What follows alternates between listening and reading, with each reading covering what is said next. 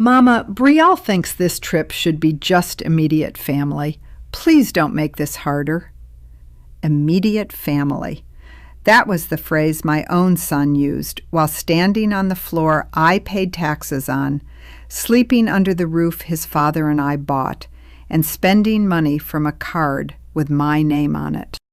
My daughter-in-law posted, "Toxic mothers use money to control grown men."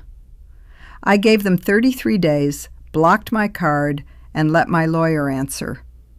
When the deadline hit, he finally called me family from the wrong side of my own front door.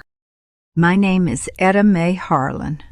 I was 68 years old that morning, though by the time the sun went down, I felt closer to 100. I lived in Charlotte, North Carolina, in a 2-story brick house with white shutters, a narrow front porch, and a sweet gum tree Harold planted the year our daughter Denise was born. Harold was my husband. He had been gone 6 years by then, but some mornings I still expected to hear him clearing his throat in the kitchen, asking if I had burned the grits on purpose or just to keep him humble. That house was not fancy. It was not one of those magazine homes with marble counters and rooms nobody touched. It smelled like Sunday chicken, lemon oil, and old hymnals. Harold and I bought it with overtime, coupons, and the kind of patience only working folks understand. The deed had my name on it. The tax bills came to me. The insurance came to me. Every winter leak, every summer repair, every aching pipe behind those walls came back to me. Then Malcolm got married. My son Malcolm Harlan came to me with his new wife Brielle, all polished smiles and soft voices. "Mama," he said, "we just need a few months, just until we save enough for our own place." A few months. That is how many bad stories begin. I did not ask for a lease. I did not ask for rent on paper.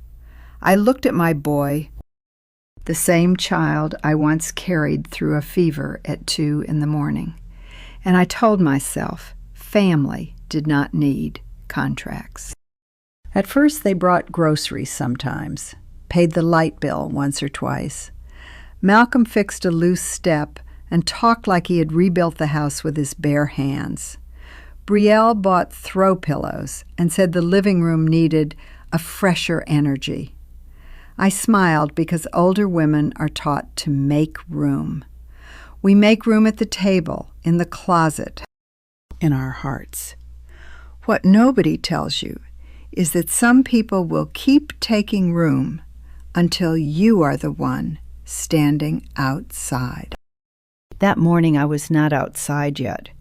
I was standing by the door in my blue and yellow flowered dress. The one Denise said made me look like I belonged on a postcard from Savannah. My suitcase had a little tag tied to the handle. Brielle had said it was easier if my credit card stayed on the cruise booking. "Just for incidentals, Ms. Etta," she told me. "You know how these companies are." I believed her. I had even called Denise to say, "Baby girl, your mama is finally getting herself a vacation." But then Malcolm's text came. I read it once, then twice. My thumb hovered over the screen like the words might rearrange themselves into something less cruel. Immediate family. I was his mother, but somehow not immediate. My card was immediate. My house was immediate. My sacrifice had been immediate for years. But my face, my suitcase, my old excited heart, those could stay home. I called Malcolm. No answer. Then Brielle texted, "Ms. Etta, Malcolm and I need boundaries. I hope you understand." Boundaries. That word sat in my chest like a stone. Boundaries from the woman who had moved into my house, rearranged my rooms, and smiled while calling my kindness control. Before I could breathe right, my phone buzzed again. A charge from the cruise line, then another, a specialty steakhouse dinner, a spa treatment, a private shore excursion. I stood there in my good dress, with my suitcase beside me, watching strangers on a ship swipe pieces of me away, while my own son would not pick up the phone. I did not scream.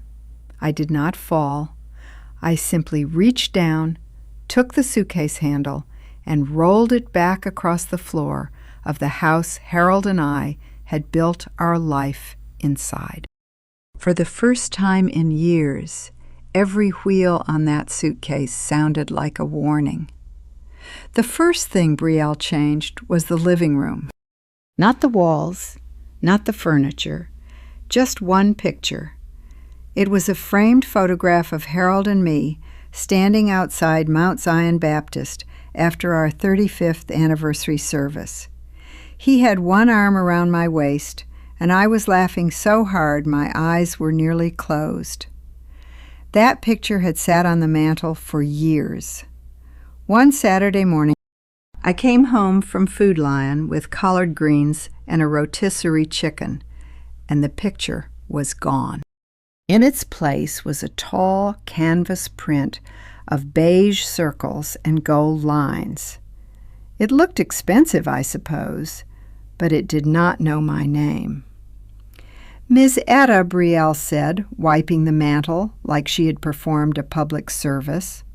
"I thought we could freshen up the space a little, make it feel lighter." I looked around for Harold's face. "It was only one picture," Malcolm said from the recliner, not meeting my eyes. "Don't make it a thing, Mama." A thing. That was what my grief became in my own living room. A thing. After that, Brielle moved faster. The old church programs went into a drawer. Harold's fishing trophies disappeared from the bookcase. My ceramic angels, the ones Denise gave me every Christmas when she was little, were wrapped in newspaper and placed in a plastic tote. "Just organizing," Brielle said. But organizing in her hands meant my life went downward.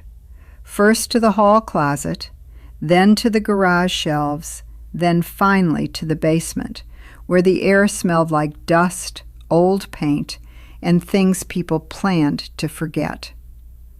Miss Ruby Bell saw me carrying one of Harold's boxes downstairs and shook her head from across the driveway.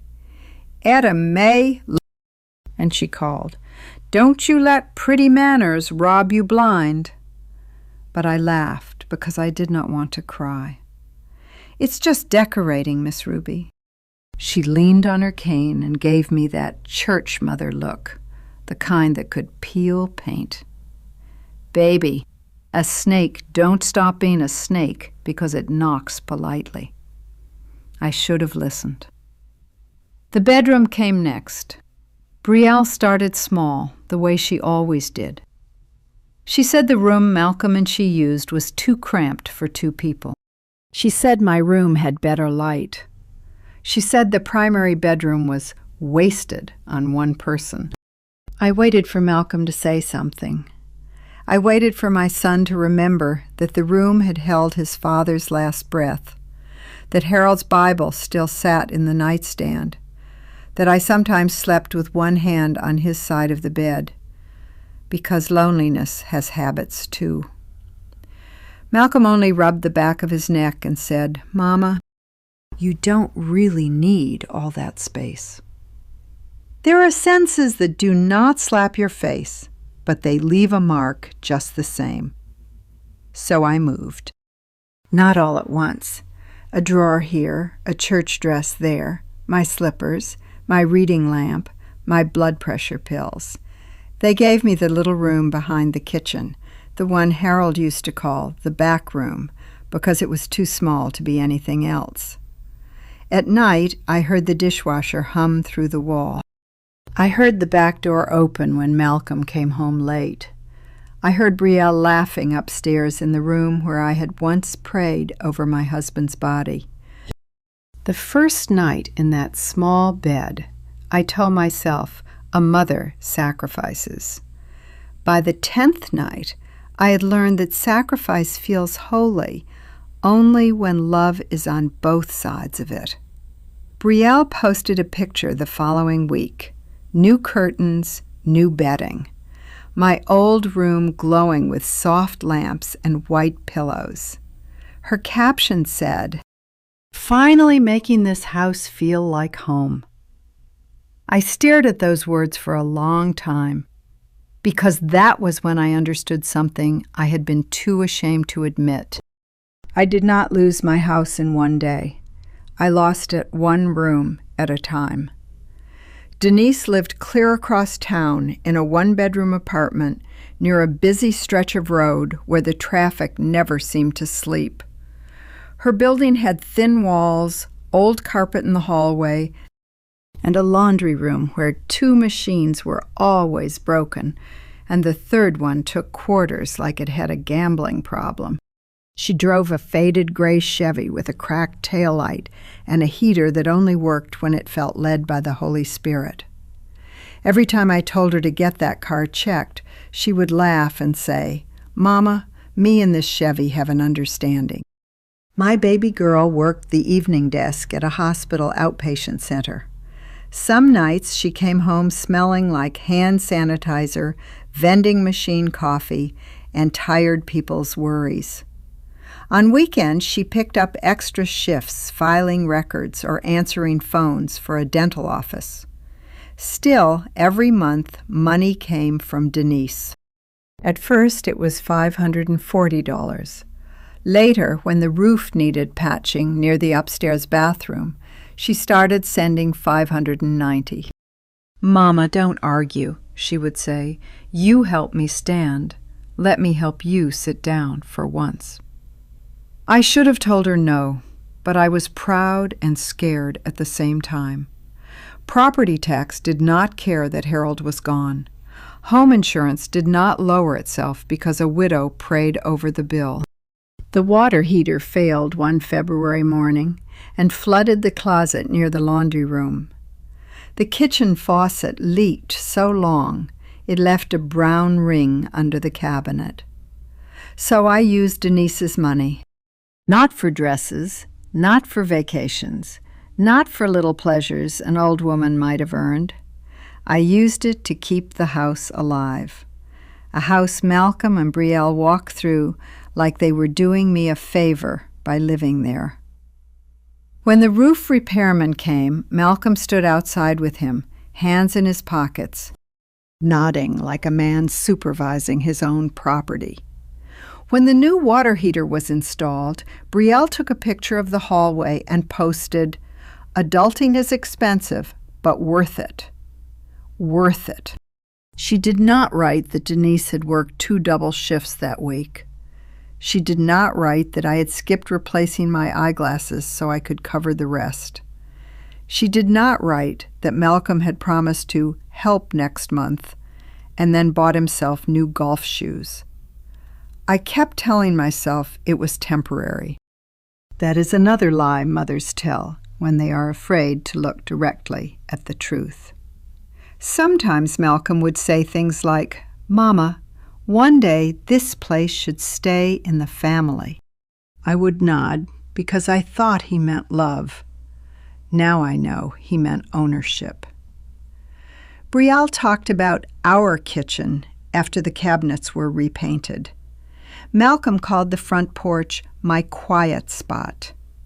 They had a way of claiming what they did not carry, naming what they did not pay for, and smiling at me as if I should feel honored to watch it happen. Denise never saw that side. When she visited, Brielle sweetened her voice and said, "Girl, you work too hard. You need to let your mama rest." Denise would hug me tight before leaving. "You okay, Mama?" And I would lie. "I'm fine, baby girl." I said it so often I almost believed it. But every month, Denise's money came in. Every month, another bill got paid. Every month, Malcolm and Brielle slept better inside a house my daughter was helping preserve from a distance. That was the quiet injustice. Denise sacrificed in silence. Malcolm benefited in silence. And I, God forgive me, confused keeping peace with keeping family. Denise arrived 23 minutes after I called. I sat at the kitchen table in my flowered dress, suitcase by the wall, phone beside a glass of water I never touched. When she came through the back door, she stopped cold. "Mama?" That one word nearly broke me. I wanted to say I was fine, because women like me can lie with a smile while bleeding. Instead, I pointed at the phone. She read Malcolm's text, then Brielle's. Her jaw tightened. She did not curse. She only sat down and opened her laptop.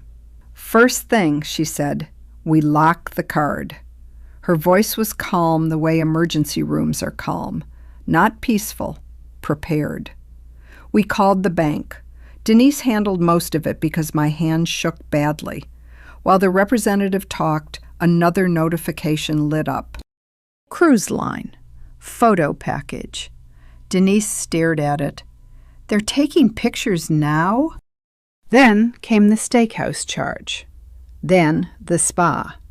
Then a shore excursion that cost more than my monthly groceries. Denise closed her eyes. When she opened them, something in her had hardened. "Mama, we need to look back." I did not want to. Looking back has teeth. But she pulled up my statements month by month. At first, she searched for cruise payments. Then she noticed the transfers. Her money would hit my account on a Friday. By Monday, most of it was gone, toward property tax, insurance, repairs, utilities, and payments tied to the house Malcolm and Brielle treated like theirs. I tried to explain. "Baby girl, I wasn't spending it on them. I was keeping the house from falling behind." Denise looked at the screen. Her eyes shined, but her voice stayed low. "Mama, I moved out to give them space. I didn't know I was paying for them to disrespect you." That sentence cut deeper than Malcolm's text, because Malcolm had humiliated me. Brielle had used me. But Denise had trusted me with money she earned under fluorescent lights, answering phones for people who never knew her name. I reached for her hand. I thought I was helping family. She squeezed my fingers once. So did I. We printed the first statement, then another. Denise found a yellow legal pad and wrote dates, amounts, and notes in tight lines. Cruise deposit, roof repair, water heater, kitchen payment, card charges after I was excluded. At the top of the page, she wrote 2 words, house, truth. I stared at them until they blurred. Not because the truth was complicated, but because it had been simple all along. Upstairs, the room that used to be mine sat full of other people's comfort. Denise kept typing. I sat beside her in my vacation dress, understanding that the cruise I missed was not the real loss. The real loss was every time I had called unfairness peace. Attorney Leon Price's office sat above a small insurance agency on Tryon Street. Denise walked beside me with the binder pressed to her chest like a Bible. Inside, the place smelled of black coffee, paper folders, and furniture polish. Leon had silver at his temples and a voice that never hurried. Harold had trusted him years ago. "Mrs. Harlan," he said, standing, "I'm sorry we're meeting under this kind of trouble." Trouble. Such a polite word for being erased in your own house. Denise laid out the cruise messages, card charges, tax bills, repair receipts, and the county envelope with my name on it. Leon listened without interrupting. That alone nearly made me cry. For years I had been talked around, talked over, and sweet-talked into corners. He pulled the county property record on his computer, then the deed, then the mortgage payoff history. He turned the screen so I could see my name. Etta Mae Harlan, he said, sole owner. No deed transfer to Malcolm, no bill of sale, no gift deed, no recorded ownership interest for him or Mrs. Brielle Harlan. Denise released a breath I had not known she was holding. "So Mama can put them out?" she asked. Leon folded his hands. "Not by changing locks, not by cutting utilities, not by putting their belongings on the curb. They've lived there long enough to have occupancy rights. If your mother handles it wrong, they could make her look like the one breaking the law." My stomach sank. "So they can just stay?" "No, ma'am. It means we do it properly." He explained the notice to vacate, certified mail, process server, copies for the file, and the waiting period local court would expect. The law did not run on hurt feelings, he said, but it respected clean paper. I thought of Malcolm as a little boy, asleep with one hand tucked under his cheek. I thought of the man who had texted me out of my own family vacation. Both wore the same face. "I never wanted court with my son," I whispered. Leon's eyes softened, but his answer did not. "Mrs. Harlan, boundaries are not cruelty. Mercy without boundaries becomes permission." Denise touched my knee under the table. I picked up the pen. My hand trembled so badly, the first stroke came out crooked.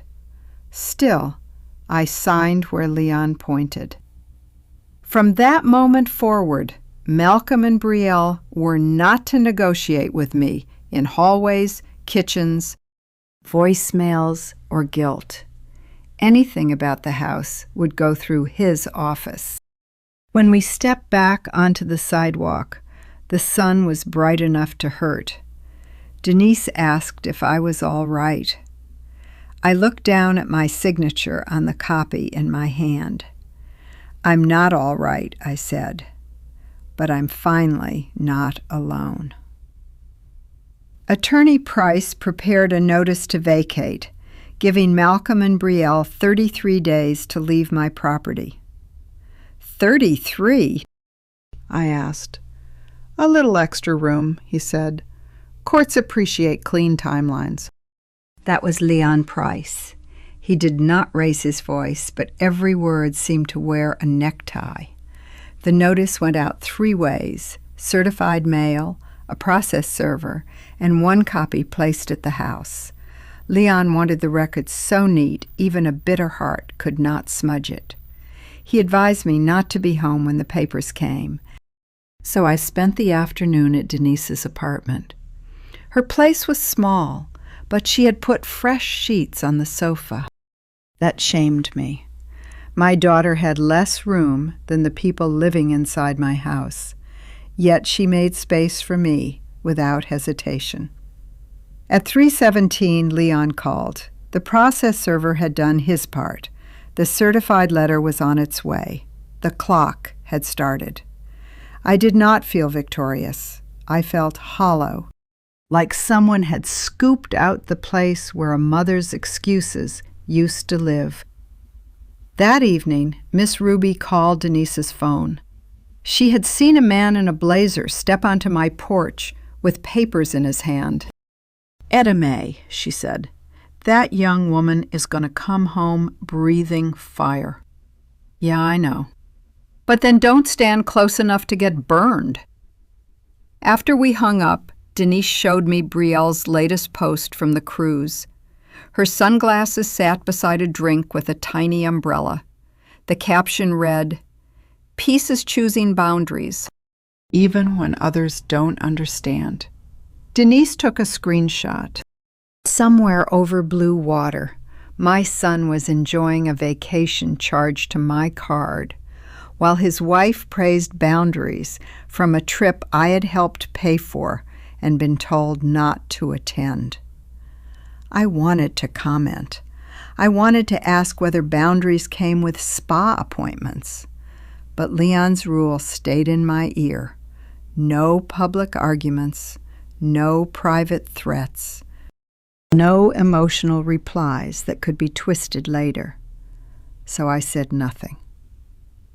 Silence tasted bitter at first, then it settled into something stronger. The next morning, Denise drove me past the house before work. I did not go inside. I sat in the passenger seat and looked at the curtains Brielle had chosen for the room that used to be mine. For years, I thought peace meant swallowing the insult before anyone else had to taste it. Now a white envelope sat inside that house, carrying more power than every tear I had hidden. Denise covered my hand. "Mama, you did the right thing." I looked at the front door, the same door Malcolm still had a key to. "I hope the right thing can survive what comes next," I said. The notice had been delivered. The clock was running, and for once it was not running against me. They came back on a Sunday afternoon. I knew because Miss Ruby called before my own phone started ringing. "Etta May," she said, "your boy just pulled into the driveway. That wife of his got a tan, a straw hat, and the attitude of somebody who ain't read her mail yet." I was sitting at Denise's kitchen table, folding one of her clean towels just to keep my hands busy. I did not laugh. I only looked at the phone like it was a snake resting beside my coffee cup. 20 minutes later, Malcolm called. I let it ring. Then he called again. Then again. Denise looked up from the binder. "Mama." "I know," I said. The voicemail came through. "Mama, what is this? You had some man put papers on the house? You couldn't even wait until we got back? You're embarrassing me in front of my wife." In front of his wife, not hurting me, not using my card, not leaving me dressed for a vacation I was never allowed to take, embarrassing him. I forwarded the voicemail to Attorney Price. The next message came from Brielle. "Ms. Etta, Malcolm and I need boundaries.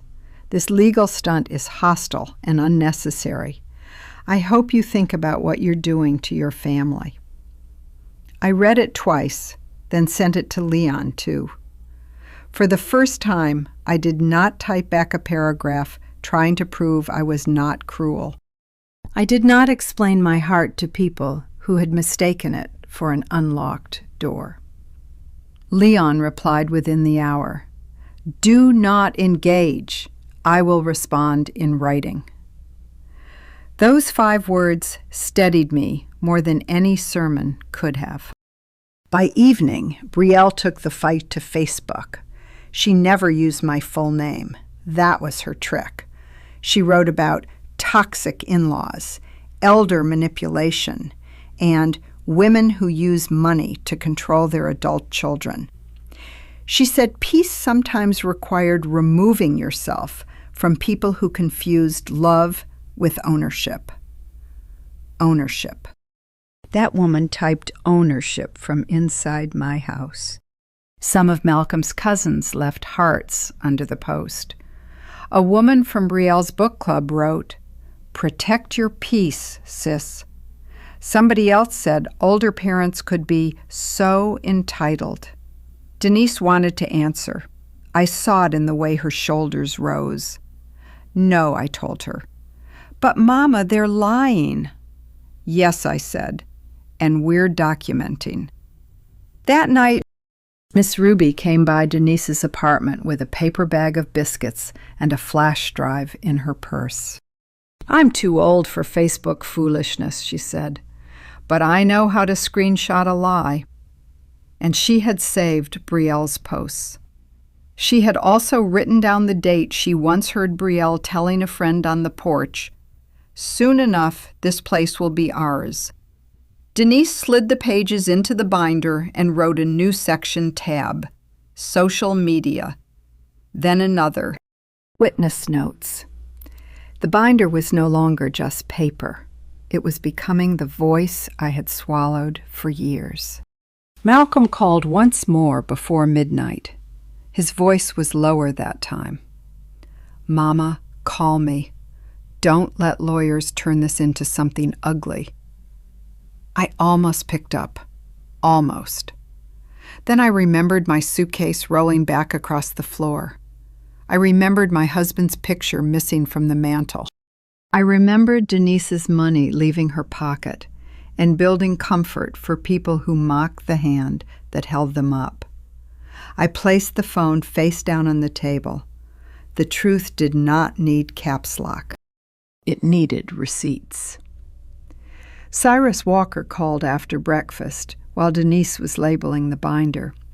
I saw his name and felt tired before I answered. "Etta Mae," he said, "what are you doing putting your own son through court?" "Good morning to you too, Cyrus." "Don't get smart. Black families don't drag each other before a judge over a house." And there it was. Keep it quiet. Swallow the hurt so nobody outside the family can see the bite marks. I looked at Denise. She had stopped writing.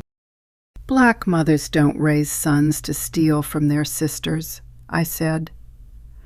The line went silent. Then Cyrus sighed. "Malcolm is your blood. So is Denise. He's trying to build something with his wife. In my bedroom?" Cyrus did not answer that. Instead, he talked about reputation, church folks, and how Harold would not have wanted family business in court. My hand tightened around the phone. "Do not use my dead husband to protect a living wrong," I said. Cyrus lowered his voice. "Pull the notice back. Let Malcolm breathe. Y'all can work out the rest later." Later was where people sent women when they wanted pain to expire. After I hung up, Denise searched old messages from Malcolm and found one from 7 months earlier. Uncle Cyrus said he might need help soon. Once Mama gets realistic about the house, I'll be in a better position. Denise read it aloud. The room changed temperature. Cyrus had not called because family was sacred. He had called because Malcolm had promised him something from a house Malcolm did not own. Then Brielle posted again, writing about elder manipulation and parents who used guilt to control adult children. Miss Ruby arrived that afternoon with peach cobbler and outrage. "Baby," she said, "sugar doesn't fix poison, but it helps you sit through it." For a moment I laughed, small but mine. She tapped the binder. "You got truth in there?" "More every day," Denise said. "Then don't let noisy people make you forget what quiet evidence can do." If this story is stirring something in you, please leave a like for the channel and share your thoughts in the comments. What would you tell Etta to do if she were your mother or neighbor? Stay with us, because the truth still has one more door to open. That evening, I went back to the house with Denise to pick up my blood pressure medicine from the room behind the kitchen. I could hear Brielle laughing in the primary bedroom, where Harold's Bible used to rest beside my lamp. For years, I had let people call my silence love.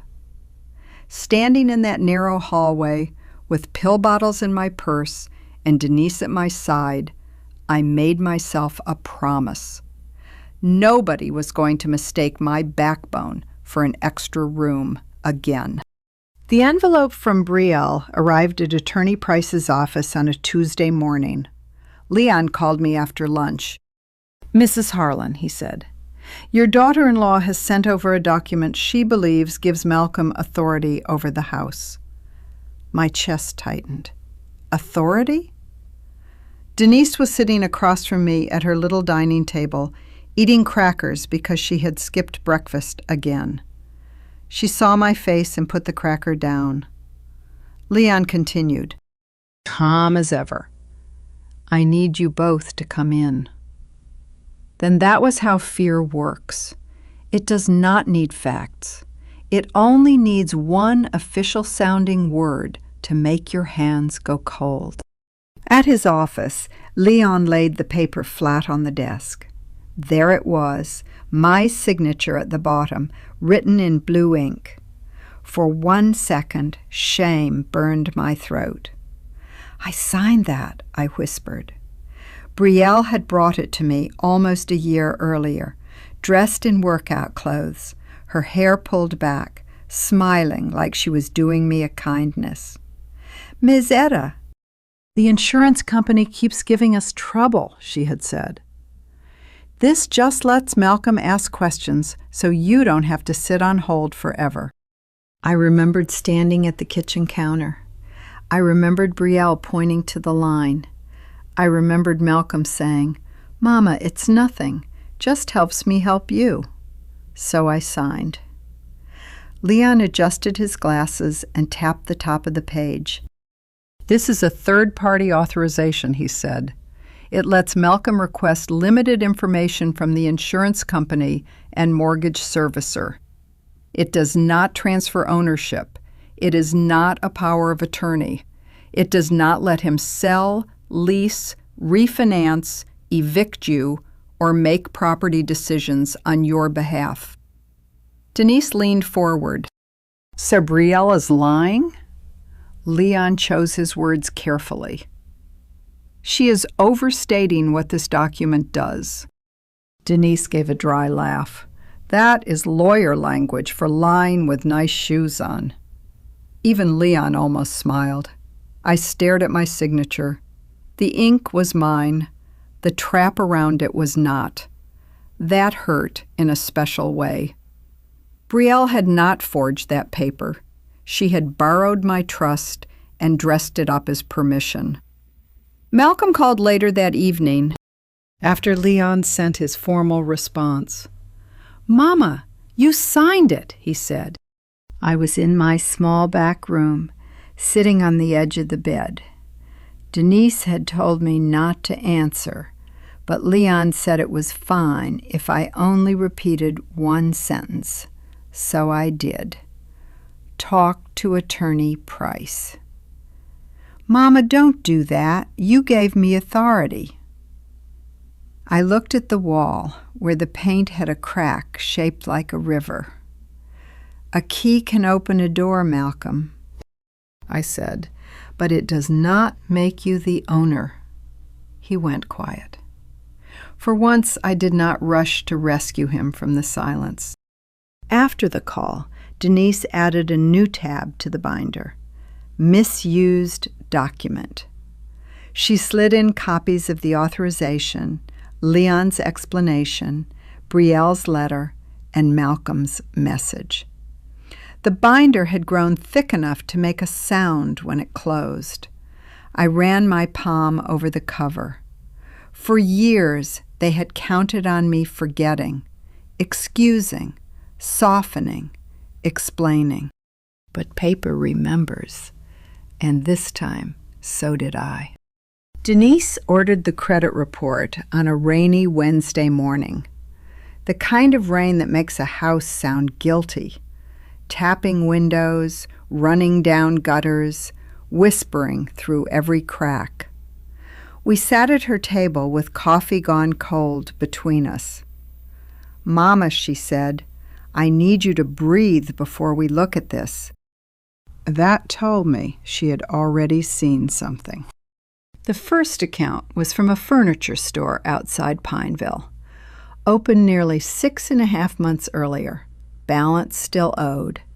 My name listed as the customer. I blinked at the screen. I never opened that. Denise clicked into the details. A sectional sofa, a 75-inch television, a farmhouse dining table, a washer and dryer set. Every item had been delivered to my address, my house, my stolen rooms, Brielle's fresh start. I remembered that sofa, cream-colored, too wide for the wall, with pillows nobody was allowed to actually lean on.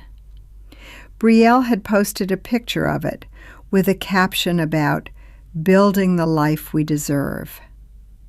Denise scrolled farther. Then came the kitchen financing. My throat went dry. That bright white backsplash Brielle loved. The cabinet handles she called modern brass. The upgraded sink where she used to rinse wine glasses after dinner with her friends. All tied to paperwork under my name. I pressed my fingers to my forehead. She brought me papers. She said they were for home updates. She said Malcolm had already gone over everything. Denise's face changed. Not surprise. Rage. The quiet kind. Did anyone explain you were taking on debt? No. Did anyone give you copies? No. Did Malcolm ask if you understood what you signed? I did not answer, because the answer sat between us like a dead thing. Attorney Price did not jump to wild accusations. That was not his way. He said we would dispute the charges, request copies of signatures, ask for application records, and document every delivery. If this becomes identity theft or financial exploitation, he said, we will be ready. But first we build the record clean. Clean. I was beginning to love that word. Malcolm called that night after Brielle must have told him what Leon requested. Mama, he said, sounding tired, maybe you agreed and forgot. You know paperwork can be confusing. I sat very still.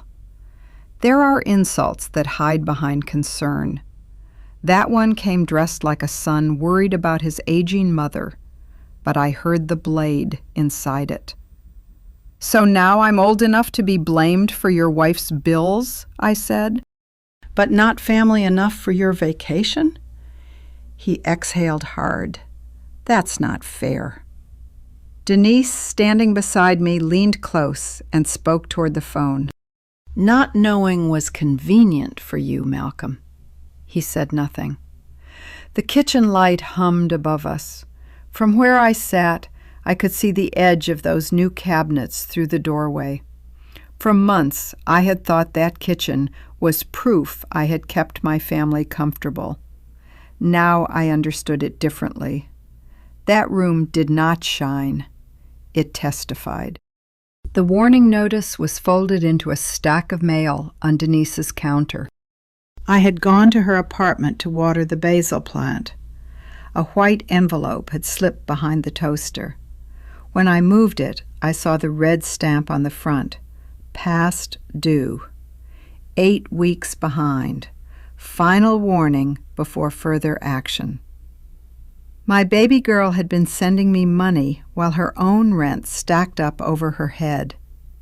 When Denise came home, she still had her hospital badge clipped to her shirt and the tired smile she used when she wanted me not to worry. That smile fell when she saw the paper. Mama, she said, I was going to handle it. Well, handle it how? Well, I picked up extra shifts. Well, you already work extra shifts. Well, I could ask for a payment plan. I looked around that small apartment. There was nothing worth selling except pieces of her dignity, and Malcolm's comfort had already taken enough. Then I noticed what I had ignored before: the tire estimate, the cracked phone screen, the unopened dental bill, store-brand soup lined up in the cabinet like hunger was just another bill. "Denise, why didn't you tell me?" Her eyes filled. "Because you had enough on you." "No," I said. "I had Malcolm on me. I had Brielle on me. And somehow I let that weight slide onto you. I thought about every transfer she had sent.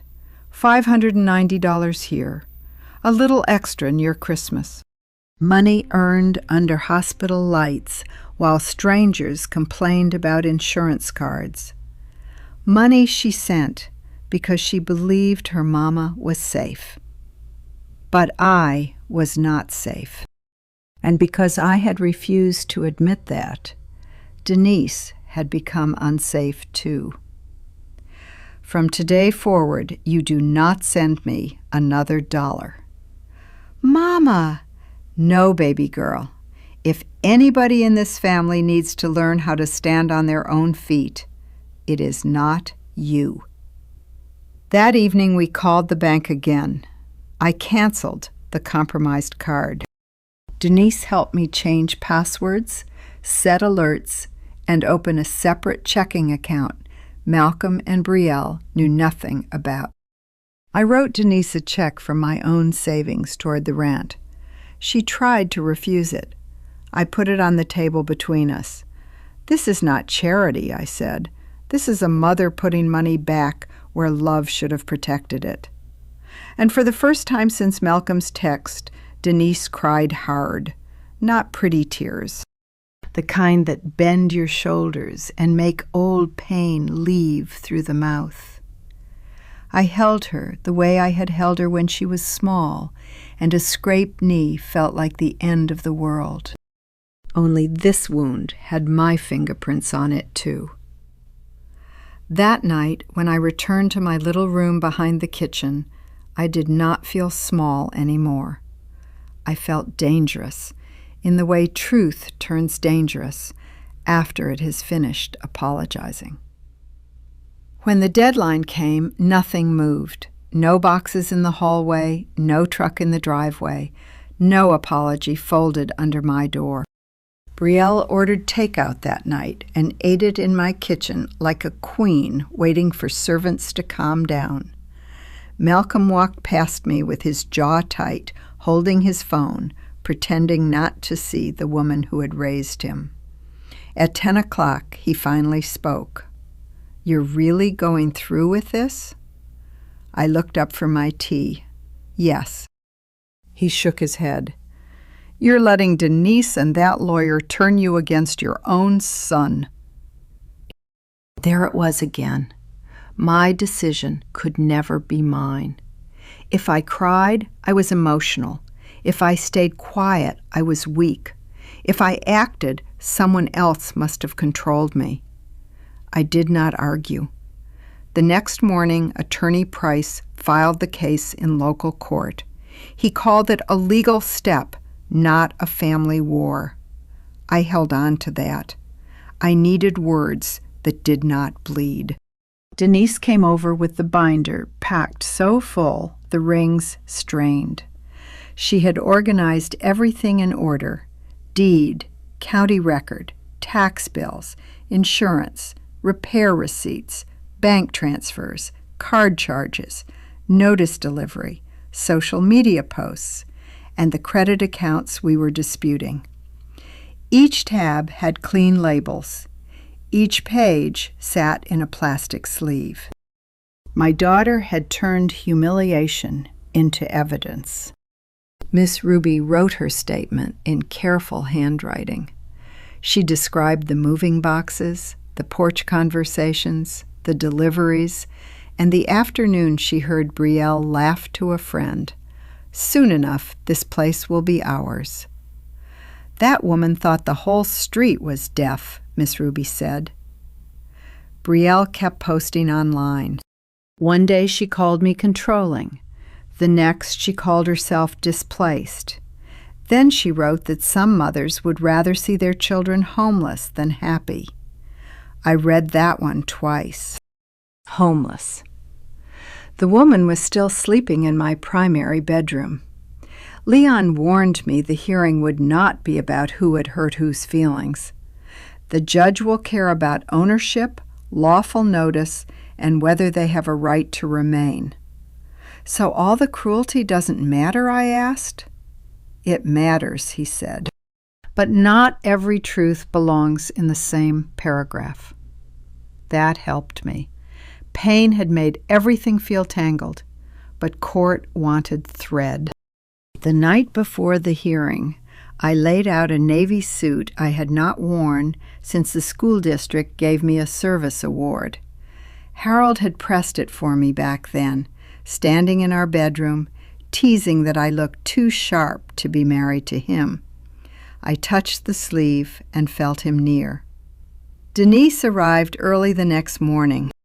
She wore a plain black dress and small silver hoops. She did not look like a woman coming to fight family. She looked like a daughter coming to return history to its rightful owner.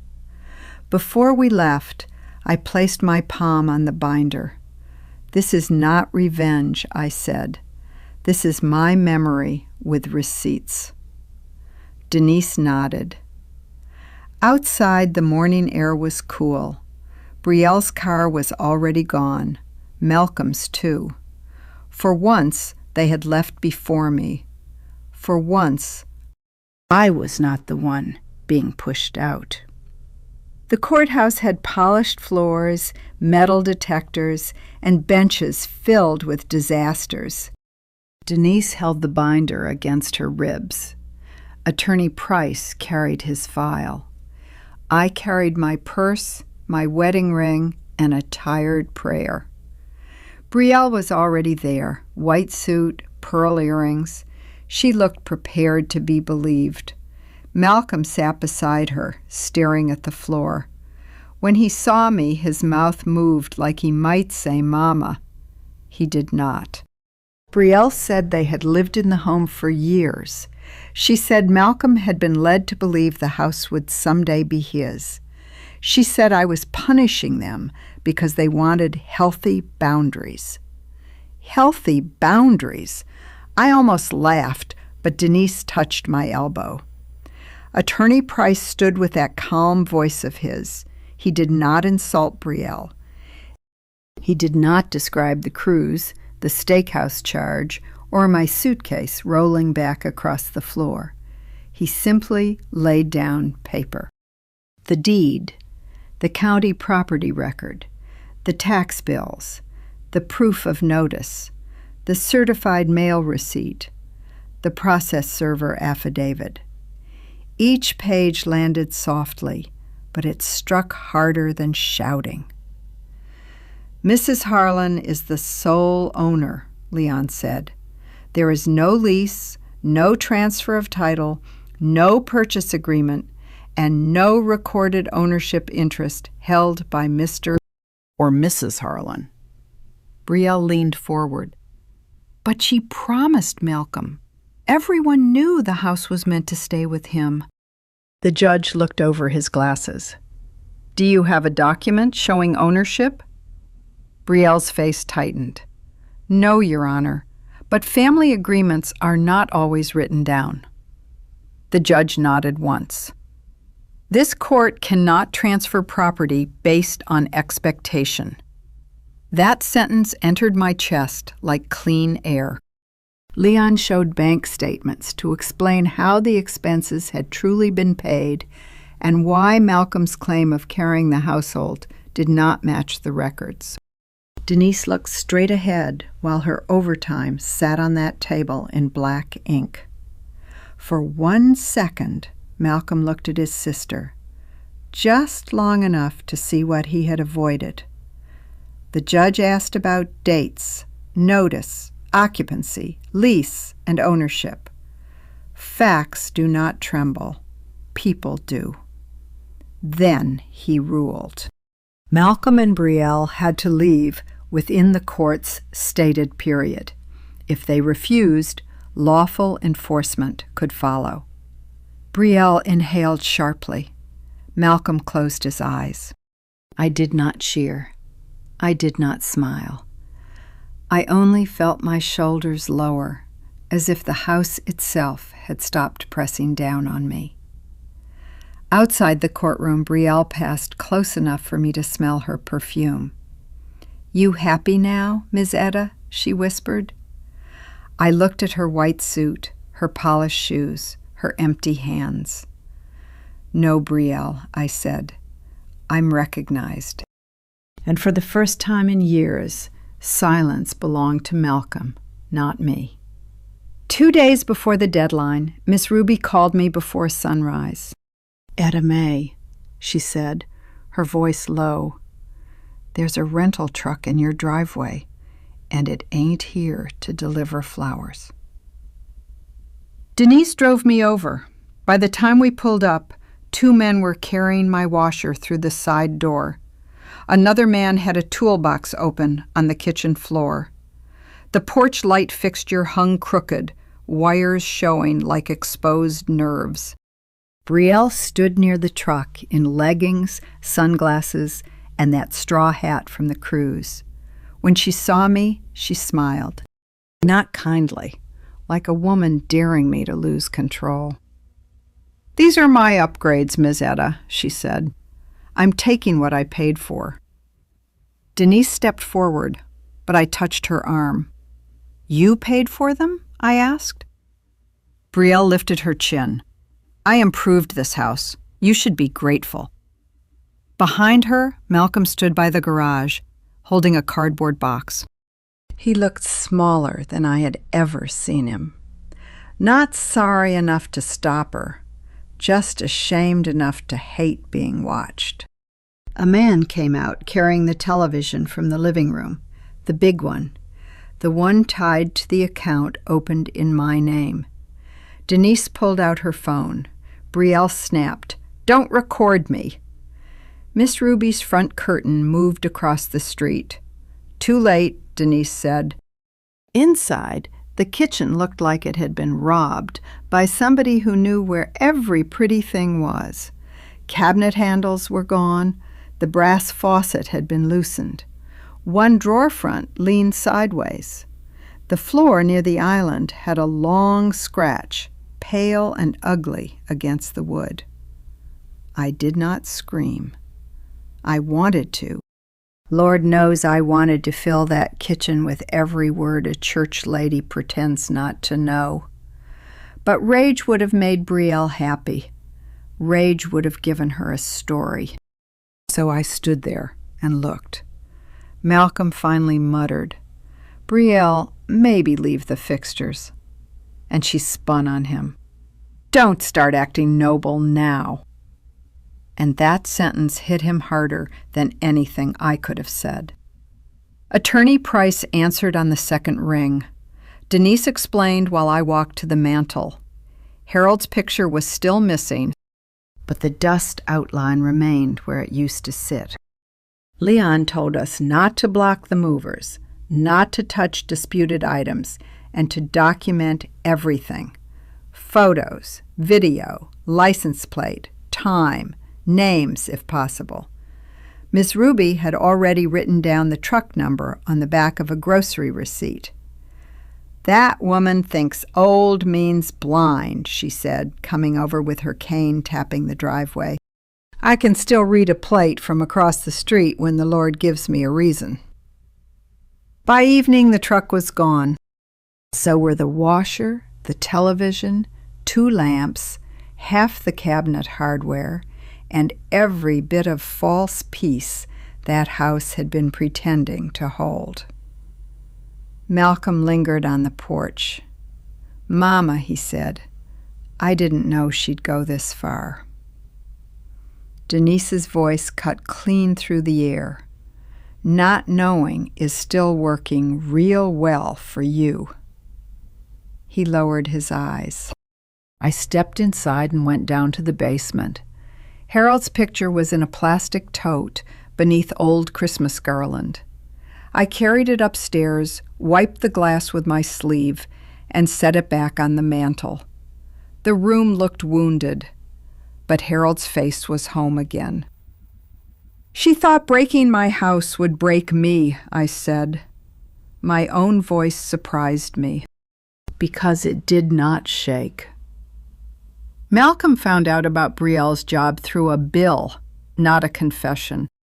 He came by for 2 boxes left in the garage, while Denise and I took photos for Attorney Price. Malcolm stood near the workbench when his phone rang. I heard only pieces. Past due. Employment verification. Then Malcolm saying, "That can't be right." When he hung up, he looked older. "She hasn't worked in 13 weeks, he said. Denise did not blink. "And yet she had cruise money."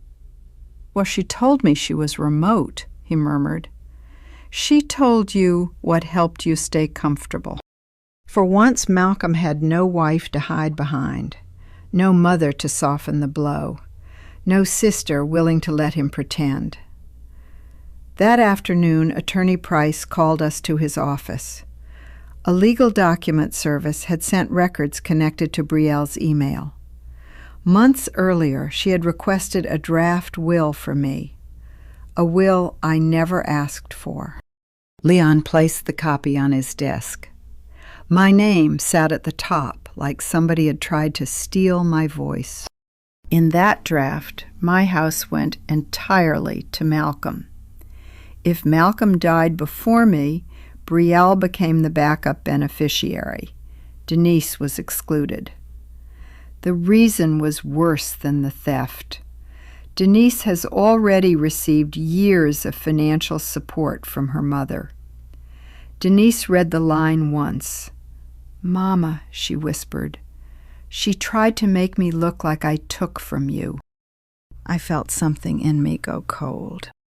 Brielle had not simply wanted my house. She wanted my history rewritten.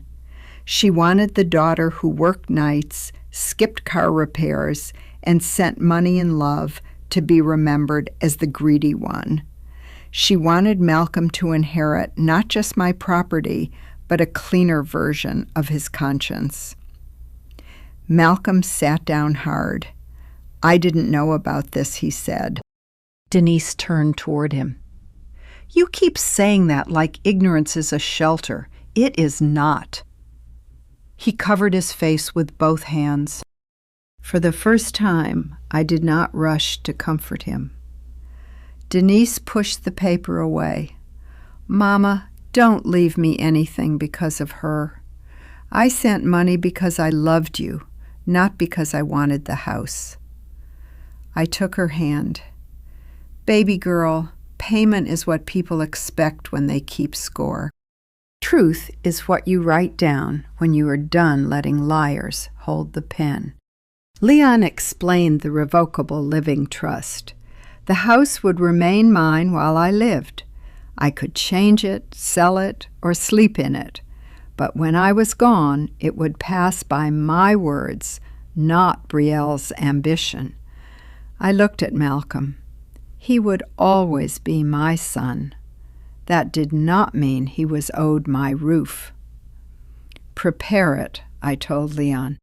The damaged kitchen could be repaired. The scratched floor could be sanded. Even a missing washer could be replaced. But the lie about Denise needed a stronger answer than anger. It needed ink.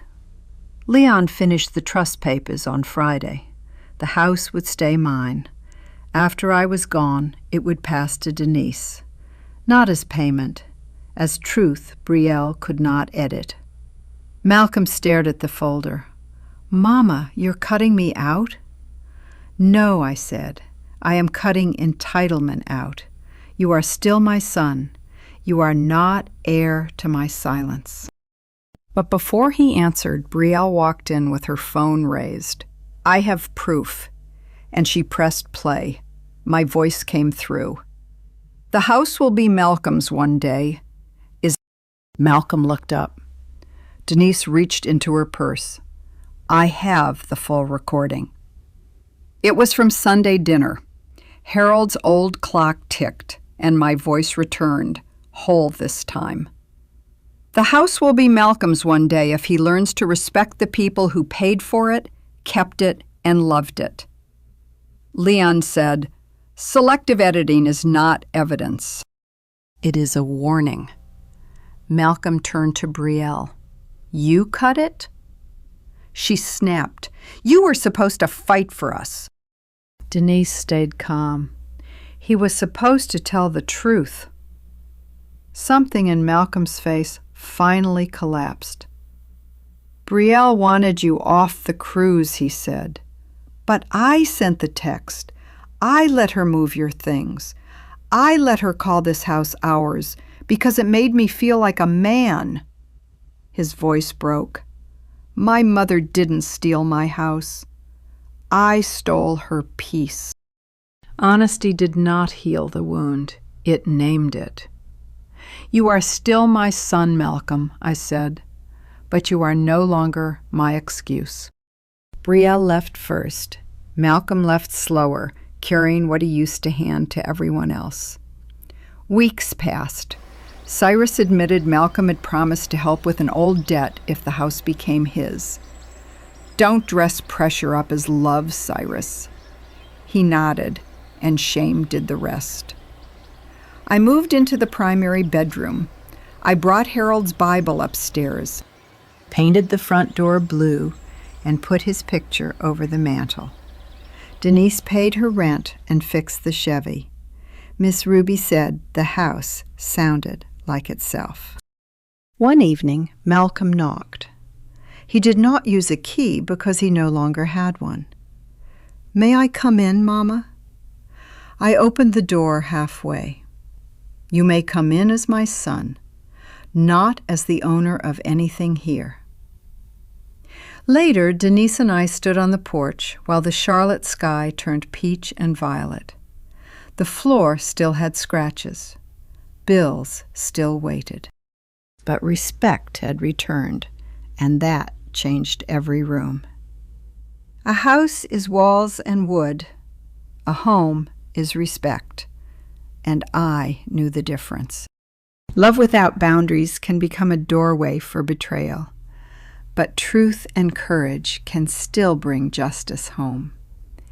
If this story touched your heart, please like the channel, leave your thoughts below, and tell us where you are listening from.